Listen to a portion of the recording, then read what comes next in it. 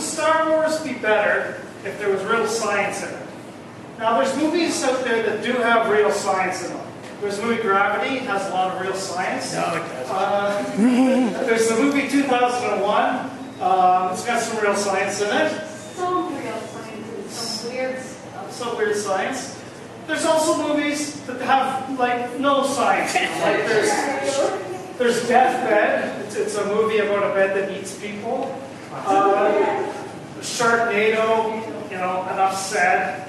And then, underneath all of these movies, we have Star Wars. Right at the very bottom, no science in Star Wars.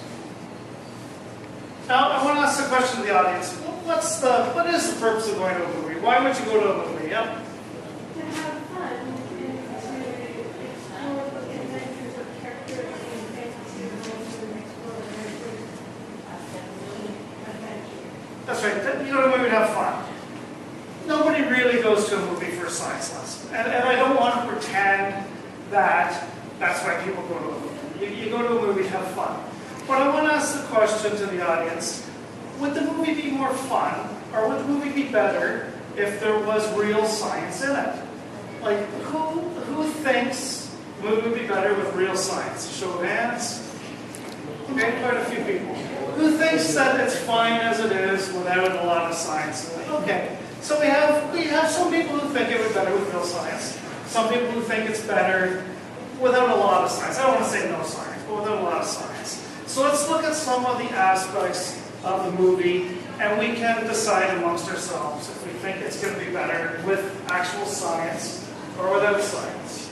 So here's the Star Wars world. And hopefully you can see this.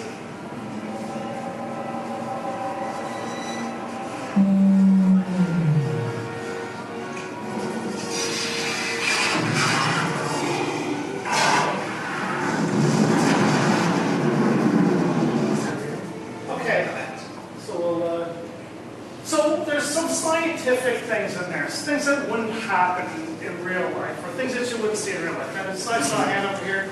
What's wrong in that scene? One of the things that occurred in wrong is that if those were laser beams, then they should go right through each other rather than running. Okay, that's good one. The laser beams If there's bent. something other than laser beams, then that might be different.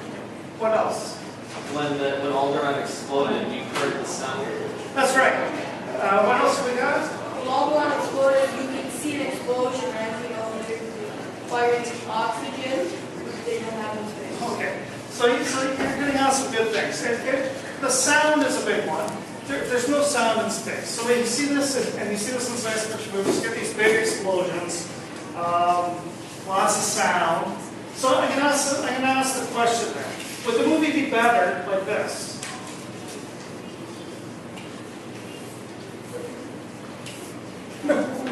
No sound. What do you guys think? Is that better? Show of hands. Who thinks it's better with sound? Better with sound, better with no sound. It's better with sound. But Okay. maybe we could somehow edit the sound so that it sounds more realistic. So we've acknowledged that although the sound is not going to happen in space, we think the movie's a bit better with sound. The other one that Jesse here hit on is these lasers. Lasers are light. They don't travel at speed. You're not going to dodge a laser. You're not going to jump out of the way. It's a light. You're also not going to really see a laser. You're not going to see the beam go through the air unless there's mist and fog and stuff like that. It's a light source. So watch the Star Wars movie. You see these nice lights flying across, and people jumping out of the way and dodging under the desk. With a laser, that's not really going to happen. So I went to a military site. This is where they're actually doing testing with lasers. And they're using this laser to shoot down a droid. And you can see there's no beam going out to shoot it. It's just light that lands on it. And eventually, we do get an explosion. So you don't get the pew, pew, the lights flying across the sky. You don't see that in real life. So I'm going to ask the question again. Better with laser beams where you can see them, these bright lights shining, lightsabers flashing around, or better like this with no laser? Who thinks it's better with science? Oh, okay. Who thinks it's better without any science or with low science? Okay, so the low.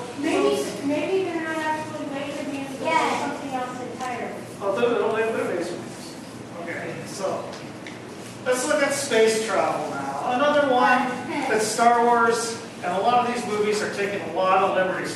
Here we go. I was only the last one hit us. Come on, get up here. Come on, Joey!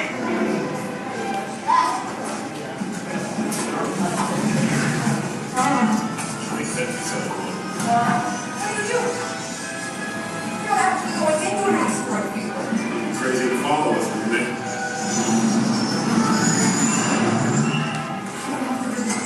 Sir, the possibility of successfully navigating an asteroid field is approximately 3,721. Never tell me the odds.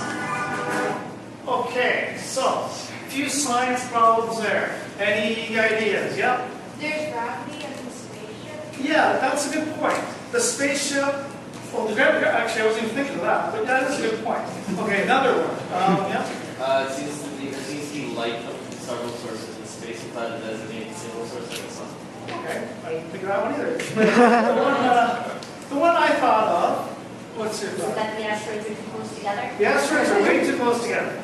And the other one, the one I thought of, the main one, was the way the ship kind of dodges through the air. That's not going to happen in real science because there's no air to kind of bank against. So when you see a spaceship actually fly, if it's going to move, it's got to kind of put a little jet out to force it in this direction, a jet force in that direction. It's not going to just be dodging around through space like that. And I actually looked this up because I was curious. If you're standing on an asteroid and you were to look at it and you're in an asteroid belt, you wouldn't even know you're in an asteroid belt. The basic density of asteroids would be about the equivalent of a potato in the middle of a football field. That's kind of the density in a typical asteroid belt. So we found these scientific problems. So would the movie be more exciting like this? There it is, can't turn, can't dodge, and here comes the big exciting part. Passes the asteroid. That's what it would look like in real life. So who thinks it'd be better with science? It's safer. Who thinks it's better without science? Okay. So this is interesting because I go on the internet and I see lots of people complaining about the lack of science in Star Wars. What I say doesn't mean it. Let's look at the aliens. And everyone's seen this scene, so I won't take too long on it. These are aliens in Star Wars. So what problem are we have here, in my opinion? I'll throw the question out. Yeah. They're all humanoid. They're all pretty human-like. So my question is, are aliens really going to look just like humans except with pointy ears? Now, this is something I thought was interesting. This is a video that was taken of a underwater. They were doing some drilling underwater, and they took this video. It's really deep ocean water exploration, and they saw this thing coming up. Now, this is about 30 feet long, and this thing came and actually explored where they were drilling in the ocean. Now, this isn't an alien. This is outer space. This is on It Earth. looks like it falls between a stingray and a pile of goo. It's actually a type of jellyfish. The point I wanted to make with this, and the reason why I included this video, is odds are aliens are probably going to look something like this. They're going to be weird. They're going to be unusual. They're not going to make much sense. So this might be one where maybe science would be better. Who thinks it would be better with aliens that look like this? Anybody? Who thinks it would be better with humanoid aliens that are humans with pointy ears? Okay, so Aliens that look like this, aliens that look like sort of humanoid, and aliens that look like something else entirely. last scene we saw some robots. Well, we didn't see them too much. Star Wars robots. Here we got some real robots.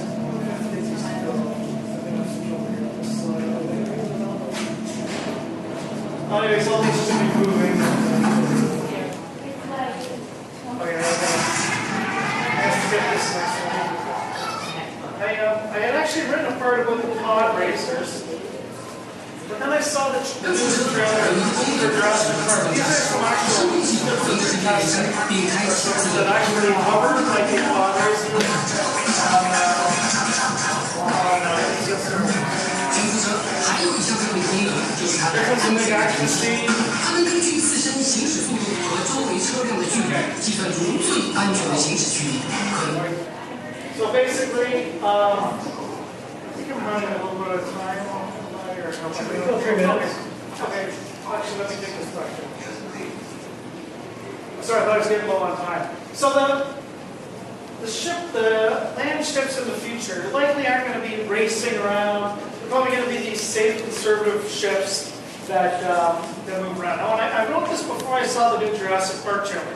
And the Jurassic Park trailer actually has those pod ships similar to this in it. So I guess I could say that real science in that case did win out over the fake science. Can I get to your question? The pod racer basically seems to be basically the equivalent of a racer. Okay. I'm Solo. I'm Captain. Chewie can tell me that was all answers. If it's a hostage, that's a ship. Never heard of a woman called. Should I? It's a ship that made the temple run less than 12 parsecs. Okay. I think I'm going to know why I picked this scene. This is kind of a funny one. So, tell them why I picked it. 12 parsecs is not a time measurement, it's a distance measurement. That's right. A parsec is a measurement of distance. It would be like saying, I'm the guy that drove to Barrie in 40 kilometers. It doesn't make sense. So when they put the language together, the mumbo jumbo together, they kind of just made stuff up. And but that's okay. This is what it might look like if it was real. Vocabulary. Now, basically, the only new principle involved is that instead of power being generated by the relative motion of conductors and fluxes, it's produced by the modal interaction of magnetoreluctance and capacitive interactors. The original machine had a base plate of I guess the question I want to ask is the technical jargon, should it be accurate or should it be like this? Who likes the Star Wars version better? Actual technical jargon better? Oh, a few people do. Okay, good. In the book version that I read it, kind of parsec was standard time unit. Well, there's some people that have defended the parsec. Some people have, for some reason, felt it necessary to go out on the line and say, oh, he found a new route to get to Kessel. He took this route as opposed to that route, and that's what he actually meant. There's some people that actually thought that he just wanted to see how much he could charge them, so he just made something up to see what these guys do. Odds are it's not just a mistake, but I guess the point is, it doesn't have to be accurate to be fun. So I guess that's about the end of the talk. I just wanted to ask the question if it would be more fun, science versus sci-fi. I think, what do you guys think? Everybody seem to support sci-fi over science. Yeah. I think we're out of time. I got a question. I think sci-fi is there to get younger audiences interested in the science part. Okay. Yes, sci-fi is more fun. It's more exciting. This is a trailer, but we're running out of time, so you get to go for a trailer for the new one.